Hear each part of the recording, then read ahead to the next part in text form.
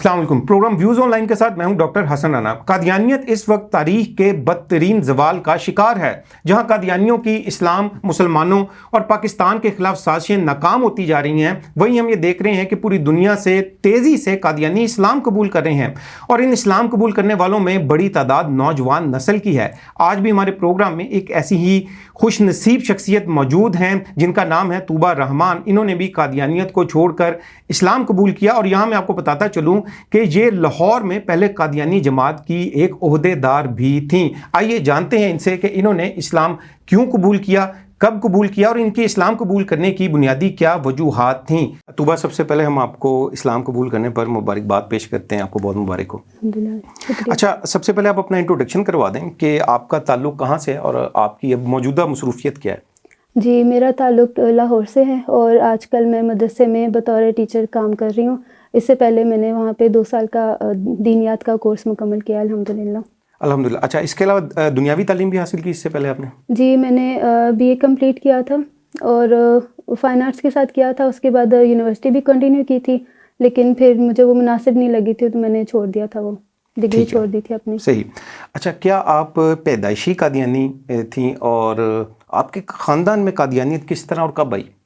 جی، میں پیدائشی قادیانی تھی اور میرے دادا جو کہ پیدائشی مسلمان تھے، ان کا کچھ قادیانی مربیوں سے بات چیت ہوئی تھی، پھر ان کا رجحان قادیانیت کی طرف ہوا تھا تو وہ مرتد ہو گئے تھے. پھر وہ بھی لاہور سے تعلق تھا ان کا؟ جی، ان کا بھی لاہور سے تعلق تھا. وہ بھی مربی رہے ہیں اور پھر کافی انہوں نے جگہیں بدلی ہیں، مختلف شہروں میں رہے ہیں. تو آخر میں پھر وہ لاہور سیٹل ہو گئے تھے. اچھا، آپ سے پہلے بھی آپ کے خاندان میں کبھی کسی نے اسلام قبول کیا؟ نہیں، مجھ سے پہلے میں اور میری بہن، ہم دونوں سے پہلے کسی نے ہمارے خاندان میں اسلام قبول نہیں کیا. اچھا، تو یہ بتائیے کہ آپ نے اپنی بہن کا ذکر کیا ابھی، جی. تو آپ کی بہن اور آپ نے اکٹھے اسلام قبول کیا تھا اور کتنا عرصہ پہلے کیا؟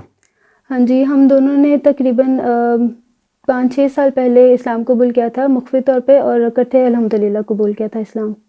اچھا، آپ نے کہا کہ مخفی طور پہ، جی، تو اس سے کیا مراد ہے ویسے؟ مطلب گھر میں کسی کو پتہ نہیں تھا، بس ہم دونوں کو پتہ تھا. ہماری کلوز فرینڈس تھیں، دوستیں وغیرہ، یا جن استاد کے ذریعے کیا تھا ان کو پتہ تھا بس.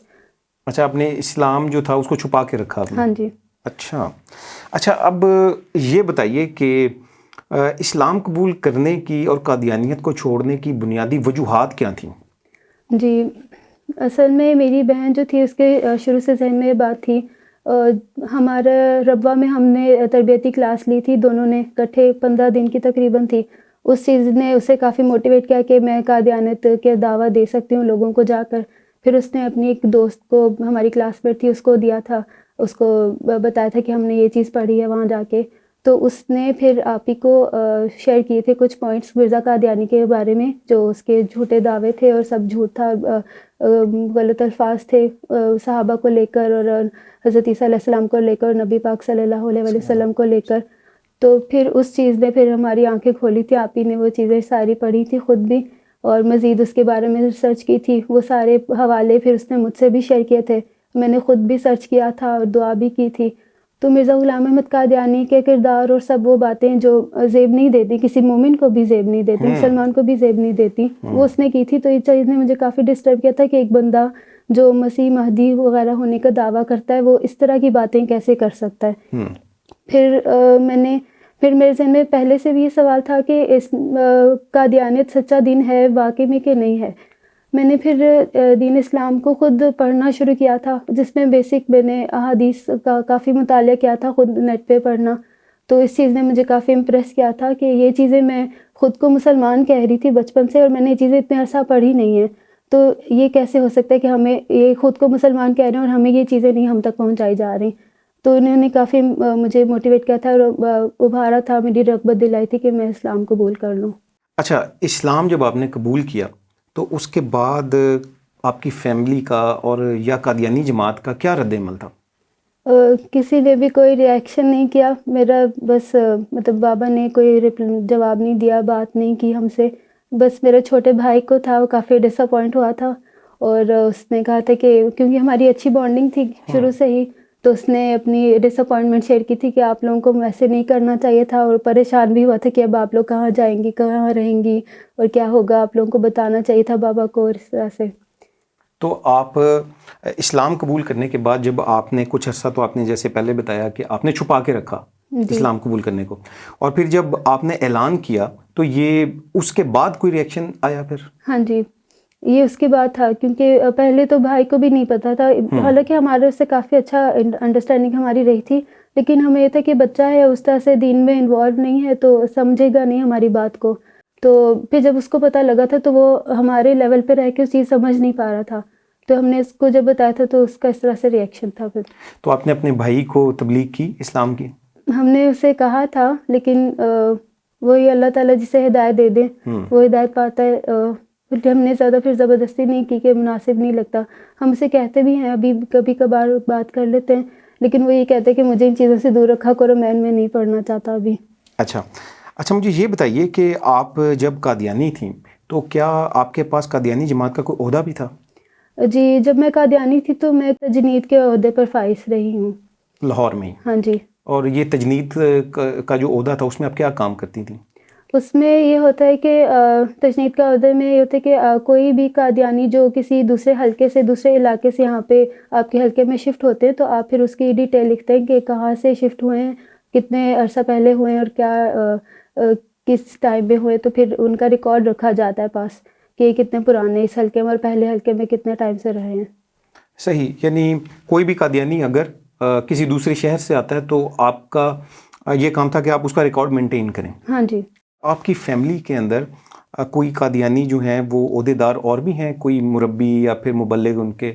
جی، میرے چھوٹے ماموں ہیں جو وقف کیے ہوئے، اور وہ انہوں نے 7 سال کا کورس بھی کیا ہوا ہے مربی کا، اور وہ عہدے پر بھی ہیں مربی کے. تو ان سے آپ کی بات نہیں ہوئی اس سلسلے میں؟ انہوں نے کوئی آپ کو اس سلسلے میں بات کی کہ آپ نے اسلام کیوں قبول کیا؟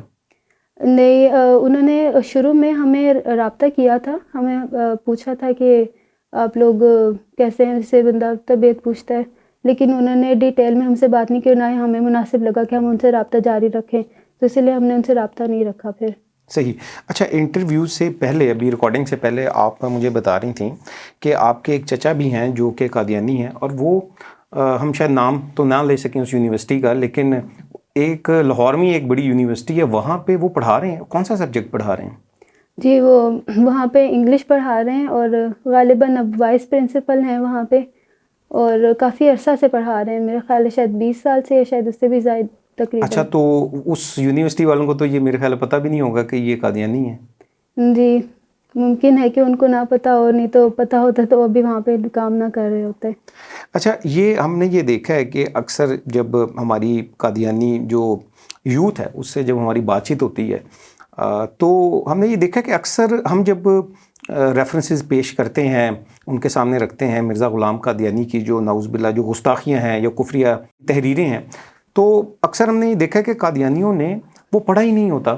تو اس کی کیا بنیادی کیا وجوہات ہیں؟ کیا قادیانی جماعت جو ہے وہ کتابیں ان سے دور رکھتی ہے یا یہ خود نہیں پڑھتے؟ اصل میں کئی طرح کے لوگ ہوتے ہیں، ایسے بھی لوگ ہیں جو خود اتنے دنیا میں محو ہوتے ہیں کہ وہ اس کو ضروری ہی نہیں سمجھتے کہ ہم کو خود پڑھیں. مطلب ان کو خود قادیانیت کے بارے میں کئی کامن سی باتیں نہیں پتہ ہوتی، وہ جماعت میں اتنا شامل نہیں ہوتے. اور کئی دوسری طرف وہ لوگ ہوتے ہیں جو مطالعہ کرتے ہیں، ان میں دلچسپی ہوتی ہے نئی بات جاننے کی. تو جب وہ اس طرف آتے ہیں اور کسی کو جماعت میں پتہ لگ جائے کہ بندہ ایسی کتابیں پڑھ رہا ہے تو ان کو ان سے روکا جاتا ہے، اور ان کو کہا جاتا ہے کہ آپ رغبت دلائی جاتی ہے کہ آپ تھوڑا سا زبردستی بھی کی جاتی ہے کہ آپ جماعت کی کتابیں پڑھا کریں اور باہر دوسری کتابیں نہ پڑھیں. یعنی جو قادیانی ہیں ان کو روکا جاتا ہے کہ وہ مسلمانوں کی کتابیں نہ پڑھیں. ہاں جی، خاص طور پہ جب ہم پڑھے تھے، ہم جاتے تھے جماعت کے تقریبات وغیرہ میں، تو ان کو پتہ لگا کہ ہم دوسری تفسیر پڑھ رہے ہیں، دوسرا قرآن پڑھ رہے ہیں، تو انہوں نے اس چیز پہ کافی کیا تھا کہ حیرت اور تھوڑا سا ریئیکشن کافی نیگیٹو تھا ان کا کہ آپ ایسا کیسے ہو سکتا ہے کہ آپ کے گھر میں ایک مربی ہے اور آپ اس طرح کا قرآن پڑھیں، آپ کو نہیں پڑھنا چاہیے بالکل بھی، اور یہ تو اچھا نہیں ہے اس طرح کی باتیں. تو اس چیز نے مجھے کافی ڈسٹرب کیا تھا کہ جب ایک ہی دین ہے، ایک ہی اسلام ہے، تو آپ کیوں منع کر رہے ہیں. میں نے ان سے کہا نہیں تھا بہرحال کہ وہ زیادہ عجیب سچویشن ہو جانی تھی، لیکن یہ چیز میرے دل میں بیٹھ گئی تھی کہ ایسے کیوں کہا انہوں نے کہ ہم کیوں پڑھ رہے ہیں وہ چیز. یہ بتائیے کہ ہم نے دیکھا ہے کہ قادیانی جماعت میں چندے کا ایک بڑا نظام ہے، اور بلکہ استحصالی معاشی نظام ہے جس میں قادیانیوں کو جکڑ کر بھی رکھا جاتا ہے بہرحال، اور زبردستی مختلف چندے بھی لیے جاتے ہیں. تو اس کے بارے میں آپ کا کیا خیال ہے؟ مجھے تو خیر بہت حریص قسم کا لالچیوں والا سسٹم لگتا ہے کہ آپ ایک زبردستی کسی بندے سے پیسے نکلوا رہے ہیں، کیونکہ دین اسلام میں تو اس طرح کا کوئی سسٹم نہیں ہے کہ آپ زبردستی پیسے لیں، خیرات صدقہ وغیرہ لیں کسی سے. زکوٰۃ کا ہوتا ہے، فرض ہوتی ہے، باقی صدقہ خیرات بندہ اپنی فری ول سے کرتا ہے. تو جماعت میں قادیانیوں میں جو سسٹم ہے چندے کا، وہ تو زبردستی والا سسٹم ہے، جو میں خود بھی ایکسپیرینس کر چکی ہوئی ہوں. اچھا. کہ اگر آپ نے اپنا تحریک جدید یا وقف جدید میں اپنا لکھوا لیے، کوئی اسپیسیفک اماؤنٹ لکھوا لیے، تو آپ اگر وہ نہیں پے کر پا رہے کسی وجہ سے، تو آپ کو ریلیجیسلی شیم میں ڈالا جاتا ہے اور امبیرسمنٹ میں ڈالا جاتا ہے کہ آپ دین کے کام میں پیسے نہیں لگا رہے اور اپنے ہی کر پا رہے. آپ کو کرنا چاہیے، چاہے آپ کی حیثیت ہے چاہے نہیں ہے. تو یعنی کہ آپ کے اپنے اخراجات پورے ہوتے ہیں یا نہیں ہوتے، آپ نے وہ چندہ لازمی دینا ہے. جی. لیکن طوبہ یہ بھی ہم دیکھتے ہیں کہ جو قادیانی سربراہ اس وقت مرزا مسرور جو ہے، اس کا بظاہر تو کوئی ایسا کاروبار تو نہیں ہے، لیکن وہ بڑی عیش و عشرت کی زندگی گزار رہا ہے، اس کے بچے بھی. تو آپ کا کیا خیال ہے کہ، اور پھر ہم نے یہ بھی دیکھا پچھلے کچھ سالوں کے اندر مرزا مسرور ہی کی آف شور کمپنیز بھی آئیں، سامنے آئیں، جو کہ پوری دنیا کے سامنے، وہ ہم نے تو نہیں سامنے رکھی تھی، پوری دنیا کے سامنے آئی ہیں وہ. تو آپ کا کیا خیال ہے کہ کیا یہ پیسہ جو ہے، جو ہر غریب سے غریب قادیانی سے لے کر جو دھونس اور زبردستی سے بھتے کی شکل میں بلکہ یہ جو لیا جاتا ہے، تو کیا یہ اس کی مرزا مسرور کی عیش و عشرت پر خرچ کیا جاتا ہے کہیں؟ جی، میرے ذہن میں بھی یہ بات آئی تھی اور مجھے ایسا ہی لگتا ہے خود بھی کہ یہ جو سارا زبردستی یا چاہے کوئی پسند سے دے رہا ہے، پیسے جو بھی لگائے جاتے ہیں تو چینلز پہ لگائے جاتے ہیں. مرزا غلام احمد کا جو خلیفہ ابھی ہے دور کے، وہ خود اپنے اوپر لگاتے ہیں اپنے عیش و عشرت کے لیے. یا پھر میں نے کچھ نوٹس بھی کیا ہے کہ جو لوگ مسلمان ہیں، کسی کو جماعت میں لانے کے لیے تھوڑا پیسے وغیرہ دے کر، اس کو لالچ دے کر پیسے وہاں بھی لگائے جاتے ہیں کہ بندہ جماعت میں آ جائے لالچ میں. یعنی جو قادیانیوں کا یہ جو فنڈ کا ایک حصہ ہے، وہ مسلمانوں کو مرتد کرنے میں بھی استعمال ہوتا ہے. ہاں جی. اچھا طوبہ، آپ کو اس وقت تقریباً پوری دنیا میں دیکھا جا رہا ہے، اور اسی طرح کے جو ہمارے پروگرامز ہیں ان کو دیکھ کے الحمدللہ کئی ممالک سے اور پاکستان سے بھی کئی قادیانیوں نے اسلام قبول کیا. تو آپ قادیانیوں کو کیا پیغام دینا چاہیں گی؟ میں ان کو یہی پیغام دینا چاہوں گی کہ مسلمان علماء اکرام جو بھی حوالہ جات وغیرہ پیش کرتے ہیں مرزا غلام احمد قادیانی کی کتب میں سے، آپ خود بھی تحقیق کریں، اور آپ کو پھر معلوم ہوگا تحقیق کرنے پر کہ قادیانیت ایک بہت بڑا دھوکہ ہے، اور آپ انشاءاللہ اسلام کے اجالے میں آ جائیں گے. جی، آپ کا بہت شکریہ پروگرام جوائن کرنے کے لیے. جی ناظرین، یہ تھا آج کا پروگرام. امید ہے کہ آپ کو بھی پسند آیا ہوگا. اسی طرح کے مزید انفارمیٹیو پروگرامز دیکھنے کے لیے KTV آفیشیل کے YouTube چینل کو سبسکرائب کیجیے. ڈاکٹر حسن رانا کو پروگرام ویوز آن لائن سے اجازت دیجیے. اللہ حافظ.